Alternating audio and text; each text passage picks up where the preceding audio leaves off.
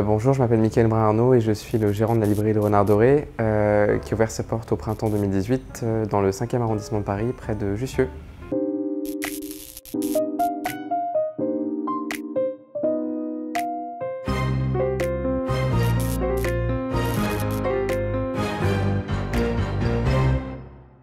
Alors pour quelqu'un qui n'a jamais lu le manga, je conseille un manga qui est aux éditions Kiun Latitude qui s'appelle Underwater, qui est en 2 volumes parce que c'est important de commencer par quelque chose qui ne fait pas 80 volumes et qui est une histoire assez onirique à propos d'une jeune fille qui est en plein été au Japon et qui, lorsqu'elle s'endort, rêve d'un village qui est constamment sous la pluie, immergé. Et lorsqu'elle est dans ce village, il y a un jeune garçon qui est près d'un lac et qui lui dit « S'il te plaît, reste avec moi ». Et au fur et à mesure qu'elle se rendort, il devient de plus en plus difficile de la réveiller. Et en fait, on va apprendre, j'en dis pas plus, que ce village et ce garçon ont un lien très étroit avec l'histoire de sa famille. Donc c'est parfait pour commencer parce que ça peut rappeler Jiro Taniguchi à ceux qui en ont peut-être lu, puisque c'est le mangaka avec lequel on commence. Puis c'est une histoire simple, belle et efficace.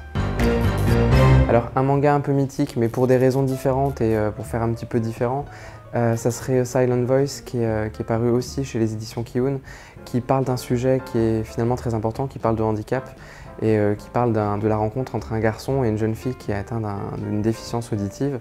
Et cette jeune fille va subir des brimades de toute l'école, mais en particulier de ce garçon. Et finalement, lorsqu'elle va quitter l'école, c'est ce garçon qui va être stigmatisé comme étant le persécuteur. Et il va avoir envie, quelques années plus tard, de la retrouver.